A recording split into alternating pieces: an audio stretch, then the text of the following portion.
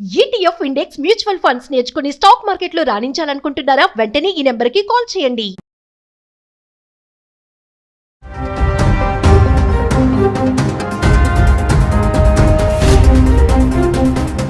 నమస్తే, welcome back to Suman TV. Present మనతో పాటు ఉన్నారు ఎనలిస్ట్ మందర్ కృష్ణారెడ్డి గారు. నమస్తే సార్. నమస్తే అమ్మా. సార్, అమెరికా అధ్యక్షుడు డొనాల్డ్ ట్రంప్ తీసుకునే నిర్ణయాలు ఏవైతే H1B వీసా మార్పులు ఉన్నాయో ఇంకా చాలానే చేశాడు.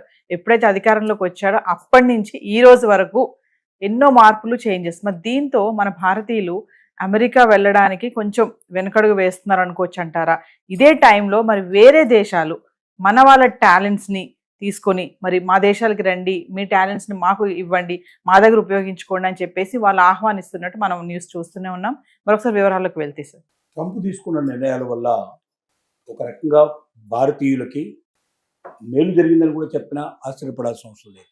ఎస్, ఇది ఎలా అంటే మనం విశ్లేషించినప్పుడు ఇప్పటిదాకా డాలర్ డీల్స్లోనే బతుకుతోంది భారతదేశం.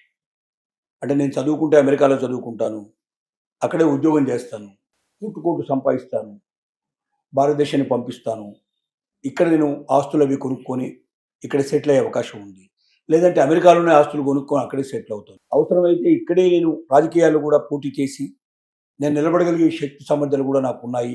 ఎందుకంటే అలాంటి అవకాశాలు కూడా అమెరికా కల్పించింది. అక్కడ ఎంతోమంది భారతీయులు సెనేటర్స్గా ఎలక్ట్ అయ్యారు, వైస్ ప్రెసిడెంట్గా కూడా ఎలక్ట్ అయ్యే పరిస్థితి ఏర్పడుతోంది, ప్రెసిడెంట్షిప్ కూడా పోటీ చేస్తారేమో అనేటువంటి స్థితి కూడా ఇండియన్స్కి కలిగింది. అంటే అంతదాకా సమర్థత అక్కడ పెరగగలిగే అవకాశాలని అమెరికా ఇచ్చింది ఇప్పటిదాకా. అలాంటి ఆలోచనలో ఉండి ప్రతి ఒక్కరూ అమెరికా అనేది ఒక కళ, ఒక కోరిక. పిల్లాడు పుట్టిన కొద్ది రోజులకే తల్లిదండ్రులే నువ్వు అమెరికా వెళ్దువు కానిరా, నువ్వు చాలా గొప్పవాడి అవుతావురా అని భావించేటువంటి స్థితి కూడా ఏర్పడింది. అందుకే మధ్యతరగతి వాళ్ళు కూడా అప్పో చేసి తమ పిల్లల్ని అమెరికాకు పంపించాలనే ప్రయత్నంతో చాలామంది చాలా కోరి బాధలు తెచ్చుకున్న వాళ్ళు చాలామంది ఉన్నారు. అయితే అక్కడికి వెళ్ళిన తర్వాత అంటే ఏదో రకంగా ఇక్కడ అతన్ని పంపించగలిగే పరిస్థితి ఏర్పడితే చాలు, పంపించిన తర్వాత అక్కడ ఏదో ఒక జాబ్ చేసుకుంటాడు, చిన్నదో పెద్దదో ఏదో జాబ్ చేసుకొని మెల్లగా డబ్బు సంపాదించుకుంటూ తన చదువు అక్కడ పూర్తి చేసుకుని అక్కడే ఏదో ఒక ఉద్యోగం సంపాదించుకొని అక్కడ సెటిల్ అవుతాడనే ఒక నమ్మకం, విశ్వాసం ఇప్పటిదాకా గత దశాబ్దాల కాలం లోపల భారతీయులకు పూర్తిగా నమ్మకం, విశ్వాసం కలిగించింది అమెరికా. కానీ ట్రంప్ వచ్చిన తర్వాత ఏం చేశాడంటే దాన్ని మొత్తం రివర్స్ చేసేసి చదువుకునేటువంటి స్టూడెంట్స్ని వీలైనంత వరకు అక్కడ రాకుండా చేయడానికి సోషల్ మీడియా అనే పేరు పెట్టి ఆ సోషల్ మీడియాని కూడా అందరి వివరాలు తెలియజేయాలని, దాంట్లో ఏదో చిన్నదో పెద్దో ఏదో పట్టుకొని వాళ్ళని పూర్తిగా బ్యాన్ చేయడం కానీ, రానివ్వకుండా చేయడం కానీ, వీసాలు అసలు మంజూరు కాకుండా చేయడం, ఒకళ్ళు పొరపాటున అక్కడికి వెళ్ళిన తర్వాత కూడా అక్కడ క్యాంపస్ ఉద్యోగం కాకుండా బయట ఏదైనా ఉద్యోగం చేస్తే వెంటనే పట్టుకోవడం, అతన్ని బేడీలు వేసి తీసుకొచ్చి అమెరికాలో వదిలిపెట్టడం, ఇలాంటివన్నీ రకరకాల ప్రయత్నాలు చేయడం వల్ల చాలా మంది వెక్స్ అయిపోయినారు. అలాగే ఇక H1B వీసాకి $1,00,000 అనేటువంటిది ఒక పెద్ద ప్రకంపనను క్రియేట్ చేసింది. అది ముందుగానేమో ప్రతి సంవత్సరం కట్టాలని చెప్పి తర్వాత కంపెనీల ఒత్తిళ్లు రావడం వల్ల దాన్ని మార్చుకొని సంవత్సరానికి ఒకసారి కాకుండా జీవితానికి అంతా కలిపి ఒకసారి రెండుగా పెట్టాడు. ఆ పెట్టింది కూడా ఎవరు కట్టాలి? కంపెనీలు కట్టాలి. $1,00,000 కలిపి ఒక మనిషిని తీసుకొని వెళ్ళాలంటే వాడు అంతకన్నా ఎన్నో లక్షల డాలర్లు సంపాదించగలిగే క్యాపబిలిటీ ఉండేటువంటి వ్యక్తి అయితేనే సాధ్యం అవుతుంది. కాబట్టి మామూలు వాళ్ళకి ఎవ్వరికీ ఇంకా అందరినీ ద్రాక్ష పండు అమెరికా. ఏదో అత్యుత్తమమైనటువంటి నైపుణ్యం కలిగిన వాళ్ళు ఆ లెవెల్లో ఉండేవాడు. ఇక్కడైనా ఇవాళ నిజం చెప్పాలంటే అమెరికాతో పోలిస్తే అమెరికాలో చాలా గొప్పగా సంపాదిస్తున్నా అని చెప్పుకున్న వాళ్ళకన్నా ఎక్కువగా సంపాదించే వాళ్ళు వాళ్ళ ఇండియాలో ఉన్నారు. కంపెనీలు అంతకన్నా ఎక్కువ పే చేస్తున్నాయి ఇవాళ.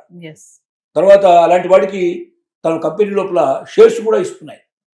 వాటి పెట్టుబడిదారులు కూడా వాళ్ళని భాగస్తులు కూడా తీర్చుకుంటున్నారు. ఇలాంటి పరిస్థితులు కూడా ఇక్కడ ఉన్నాయి. లేదా ఏముందో కొద్దిగా ఏదైనా స్టార్టప్ కంపెనీ పెడతానంటే బ్యాంకులు రుణాలు ఇస్తున్నాయి, గవర్నమెంట్ అనేక రకాల ప్రోత్సాహాలు అందజేస్తుంది. కాబట్టి తెలివితేటలు ఉండబడి వాడు అమెరికా వెళ్లాల్సిన అవసరం లేదు, ఇండియాలోనే అంతకన్నా ఎక్కువ సంపాదించగలడు.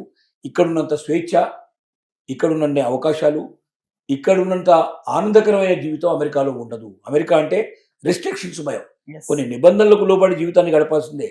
గట్టిగా చెప్పుకోవాలంటే మన ఇంట్లో కుక్క మురిగితే పక్కవాడు కేసు పెడతాడు, మన ఇంట్లో పిల్ల అరుపు వినబడిందంటే పక్కింటి వాడు కేసు పెడతాడు, మన ఇంట్లో రేడియో టీవీ పెద్దగా పెట్టుకుంటే పక్కింటి వాడు కేసు పెడతాడు. అంత భయంకరమైన జీవితం గడపాల్సి వస్తుంది అక్కడ. స్వేచ్ఛ స్వాతంత్రం అనుకుంటాం, బయటికి వెళ్ళి మాట్లాడాలనుకుంటే ఒక వ్యక్తి దొరకడం, కిలోమీటర్ల దాకా మనకు మనిషి ఎవడు కనబడ్డు. ఇలాంటి జీవితం మనం ఊహించలేము. మన ఇండియన్ లైఫ్కి అలవాటు పడే వాళ్ళు ఎవరైనా సరే ముందు ఇంట్లో జనంగానే పక్కింటి వాళ్ళు ఎవరున్నారో ముందు వాళ్ళ దగ్గరికి వెళ్ళిపోతాం, వాడితో మాట్లాడతాం, వాళ్ళు ఎవరో తెలుసుకుంటాం, మనం ఎవరో చెప్తాం. ఇలాంటి ఒక జీవితానికి అలవాటు బట్టి మనం ఆ రిస్ట్రిక్షన్ నిబంధనలో పట్టడం కష్టం. ఇప్పుడు ట్రంప్ తీసుకున్న నిర్ణయాల వల్ల జరిగింది ఏమిటంటే అక్కడికి వెళ్ళే స్టూడెంట్స్ సంఖ్య గణనీయంగా తగ్గిపోతుంది.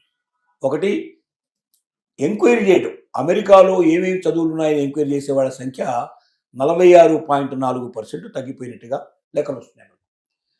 అలాగే కెనడాకైతే 76% ఎంక్వైరీ చేసేవాళ్ళు తగ్గిపోయినారు. అంటే కెనడా వాళ్ళు కూడా ఇలాంటి కొన్ని రిస్ట్రిక్షన్ పెట్టారు. అమెరికా పక్కనే ఉంటుంది కాబట్టి Yes. అనుకునే కెనడా కూడా అమెరికాను చూసి కొన్ని నిబంధనలు పెట్టింది. దానివల్ల ఇప్పుడు కెనడాని అమెరికా రెండింటి కూడా దూరం చేసుకొని సిద్ధపడుతున్నారు. అయితే ఇదే సమయంలో ఇతర దేశాలు ఏవైతే ఉన్నాయో, ముఖ్యంగా యూరప్ దేశాలు మనల్ని ఆహ్వానించి రెడ్ కార్పెట్ పంచడానికి సిద్ధంగా ఉన్నాయి. ఇండియన్ టాలెంట్ వాళ్ళకి బాగా తెలుసు. అమెరికా ఇవాళ ఇంత డెవలప్ అయిందంటే దాంట్లో ఇండియన్స్ యొక్క పాత్ర చాలా ఎక్కువ. డెఫినెట్గా మనం గుండెల మీద చేసుకొని చెప్పొచ్చు, అమెరికా అభివృద్ధిలో భారతీయ సైంటిస్టులు, భారతీయ ఉద్యోగస్తుల యొక్క పాత్ర చాలా ఎక్కువ. వాళ్ళంత అభివృద్ధి చెందారంటే, వాళ్ళ టెక్నాలజీ అంత డెవలప్ అయిందంటే మన వాళ్ళు లేకపోతే అది సాధ్యమయ్యే పని కాదు. Yes. అందుకే అమెరికాలో ఉండేటువంటి అనేక టెక్ కంపెనీలు ఇవాళ భారతదేశం నుంచి వెళ్ళినటువంటి ఉద్యోగస్తులకి అక్కడ వాళ్ళని సీఈఓలుగా ప్రకటించింది. ఇంత అమెరికా లోపల ఇవాళ ట్రంప్ తీసుకొస్తున్న విధానాల్లో కూడా ఇంకా రోజు రోజుకి సీఈఓలు కొత్తగా ఇండియన్స్నే పెట్టుకుంటున్నారు, కానీ అక్కడ ఉండే వాళ్ళని కాకుండా అమెరికన్స్ని ఎవరు పెట్టగా అపాయింట్ చేసుకొని సిద్ధపడలేవు. కారణం ఏంటంటే అమెరికాలో ఉండే వాళ్ళకి టెక్నాలజీ తెలవడం చాలా తక్కువ మంది అక్కడ తెలిసిన వాళ్ళు. రెండోది ఏంటంటే వాళ్ళు రిస్ట్రిక్టెడ్ టైం పనిచేస్తారు. నేను Yes. కరెక్ట్గా 10 to 5 అంటే 10 to 5 అంతే. 5 o'clock తర్వాత ఒక్క సెకండ్ కూడా ఆగరు వాళ్ళు. 10 o'clock లోపల ఒక్క సెకండ్ కూడా వాళ్ళు 10 o'clock పర్ఫెక్ట్గా అక్కడ ఉంటారు. 5 o'clock వెళ్ళిపోతారు. మన ఇండియన్స్ అట్లా కాదు. అవసరమైతే పని ఉందంటే రాత్రంతా కూర్చొని కూడా పని చేసి పూర్తి చేస్తారు. సెలవులు కూడా వదులుకొని ఉండడానికి సిద్ధపడతారు. అంటే ఇక్కడ ఉన్నటువంటి దానికి ఒక కమిటెడ్గా ఉండేటువంటి ఎంప్లాయీస్ని ఇష్టపడేటువంటి విధానం. అందుకే ఇండియన్స్కి పెద్దపీట వేశారు. 75,000 ఉద్యోగాలు ప్రతి సంవత్సరం కూడా రిలీజ్ అవుతుంటే దాంట్లో 71% ఇండియన్స్కే అవకాశం కల్పించారు. Yes. కానీ ఇప్పుడు పరిస్థితులు మారిపోయినాయి. ట్రంప్ తీసుకొచ్చిన నిర్ణయాల్లో 2 జరగబోతున్నాయి. ఒకటి ఏంటంటే భారతదేశానికి తిరిగి వచ్చి ఇక్కడ తమకున్నటువంటి శక్తి సామర్థ్యాన్ని పెట్టుకొని తమే కంపెనీలు స్టార్ట్ చేసి తాము బతకడం, తాము గొప్పగా జీవించడమే కాకుండా ఇక్కడ ఉన్న వాళ్ళకి ఉద్యోగం కల్పించేటువంటి పరిస్థితి ఒకటి. చాలామంది ఆ నిర్ణయాలు తీసుకోబోతున్నారు. ఎందుకంటే ఇక్కడ ఏదో మనం అమెరికా లోపల బానిస బతుకు బతికేదానికన్నా ఇండియాకు వెళ్ళి స్వతంత్రమైన జీవితం గడపచ్చు. నేను పుట్టిన దేశం, నా దేశానికి నేను సేవ చేసే ఒక గొప్ప అవకాశం ఇప్పుడు నాకు కలిగింది. ఇప్పటికి నా కళ్ళు తెరిపించబడ్డాయి. ఇప్పుడు నా దగ్గర కొంత ఇన్వెస్ట్మెంట్ ఉంది. ఈ ఇన్వెస్ట్మెంట్ తోటి నేను ఇండియాకి వెళ్ళిపోయి అక్కడ నేను కంపెనీ ఓపెన్ చేసి నాకున్నటువంటి మేధస్సుతోటి అక్కడ ఇంకా ఇంతమంది మేధావులు కావాలంటే ఎంతమందిని దొరుకుతారు. అమెరికాలో ఇచ్చేటువంటి ఈ ఉద్యోగం ఏదైతే మనం జీతం ఇస్తున్నామో అందులో 10% 20% ఇస్తే కూడా అక్కడ దొరికే వాళ్ళు ఉన్నారు. Yes. ఇంతకన్నా మంచి మేధావులు దొరుకుతారు అక్కడ. కాబట్టి వీళ్ళని పెట్టుకొని అవసరమైతే అమెరికా లాంటి దేశాలు, మిగతా దేశాలకు కూడా కావాల్సిన ప్రోడక్ట్స్ మనం ఇవ్వచ్చు, సర్వీసెస్ మనం ఇవ్వచ్చు. అక్కడి నుంచి అవుట్ సోర్సింగ్ లోపల మనం ఇక్కడ కంపెనీలకు మనం సర్వీస్ చేయొచ్చు. మనం అనవసరంగా అమెరికాలో ఉంటాం వేస్ట్. రోజు రోజుకు నిబంధనలు మారిపోతున్నాయి. ఎప్పుడు ఏ క్షణం నిర్ణయం తీసుకుంటారో తెలియదు. ఈవెన్ అక్కడ వాళ్ళు గ్రీన్ కార్డు కలిగి ఉన్నప్పటికీ, అక్కడ సిటిజన్స్గా గుర్తించబడ్డప్పటికీ ఏ క్షణంలో వాళ్ళ గ్రీన్ కార్డు ఊడిపోతుందో, ఎప్పుడు సిటిజన్షిప్ పోతుందో తెలియనటువంటి భయంగా ఒక దొంగల్లాగా బతికేటువంటి బతుకు కన్నా స్వతంత్రమైన జీవితం గడుపుతూ నా మాతృదేశానికి నేను తిరిగి వచ్చి నిర్ణయిస్తాను చాలామంది ముందుకు వస్తున్నారు. దానికి తోడుగా ఇవాళ ముఖ్యంగా అక్కడున్న జర్మనీ దేశం చాలా గొప్ప అవకాశాలు కల్పిస్తోంది. 2 లక్షల ఉద్యోగాలు భారతీయుల కోసం ఎదురు చూసేటువంటి పరిస్థితి తీసుకొచ్చింది. తర్వాత వీసా నిబంధనలు చాలా సులభతరం తీసింది. కొత్తగా నియమించబడ్డటువంటి ఎవరైతే రాయబారి ఉన్నారో భారతదేశానికి, మనకు అక్కడి నుంచి రాయబారి ఎవరైతే వచ్చారో ఆయన జర్మనీ రాయబారి ఏం చెప్తున్నాడంటే, భారతీయులరా మీకు మేము ఆహ్వానం పలుకుతున్నాము. స్టూడెంట్స్ ఎవరైనా ఇక్కడ చదువుకోదలుచుకుంటే మీకు అవకాశం కల్పిస్తాము. మీరు ఎంత చదువైనా చదువుకోవచ్చు. చాలా తక్కువ ఖర్చులో మీరు ఇక్కడ పూర్తి చేసే అవకాశం ఉంది. గొప్ప గొప్ప ఎడ్యుకేషన్ మీకు దొరుకుతుంది. రెండోది ఏంటి, మీకు ఉద్యోగాలు ఇక్కడ ఖాయంగా దొరుకుతాయి. ఇక్కడే చదువుకొని ఇక్కడ ఉద్యోగాలు చేసుకునే అవకాశాలు మీకు ఉన్నాయి. భారతీయ టాలెంట్ మీద మాకు నమ్మకం ఉంది. అమెరికా ఇవాళ ఎంత గొప్పదైందంటే దానికి భారతీయుల ఒక శక్తి సామర్థ్యాలు కూడా ఒక రకమైన కారణం. అలాంటి శక్తి సామర్థ్యాలు మాకు కావాలి. అమెరికా మిమ్మల్ని వదులుకుంటుంది, కానీ మేము మిమ్మల్ని ఆహ్వానిస్తున్నాం. మీరు రండి, మా దేశం లోపలికి వచ్చి మీరు ఉద్యోగాల్లో జాయిన్ కండి. మీ టాలెంట్ మాకు చూపించండి.